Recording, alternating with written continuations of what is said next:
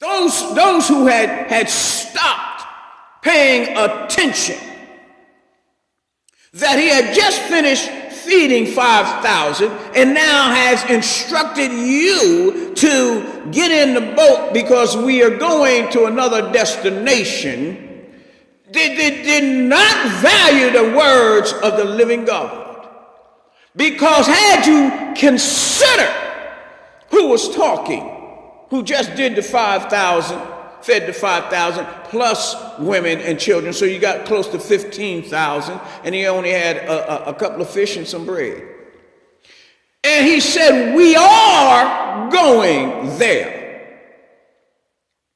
That means that irrelevant, don't let nothing frustrate you between here and there. Don't let no detour nor distraction keep you from your destination. And see now, like the children of Israel, see, it was only a 10-day, 15-day, journey.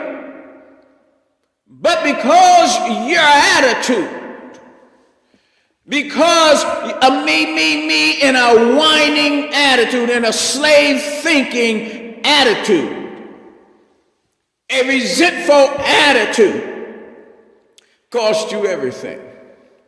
A bitterness, a deep-seated root of hatred. Yeah, you say, well, why is that? Because how can you come? First of all, God says, and let's read this here. Deuteronomy 11. He says in verse 7, but your eyes have seen every great act of the Lord which he did. Your eyes have seen every great act of the Lord which he did. Them 10 plagues should have more than convinced you, shut up, because it is him who is able, greater than Pharaoh. But instead, when you saw a blessing, you had criticism. You had ridicule. And see, I thank God for love. I thank God for his love. I thank God for his long suffering. I thank God that time don't matter to him, because sometimes I've been a knucklehead. I have wasted time.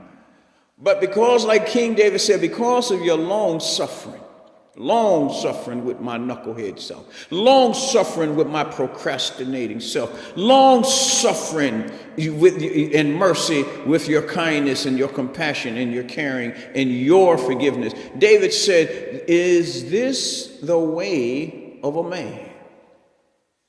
To do me like you're talking about. Is this the way? And this is why I say we have reduced God to the idiotical thinking and character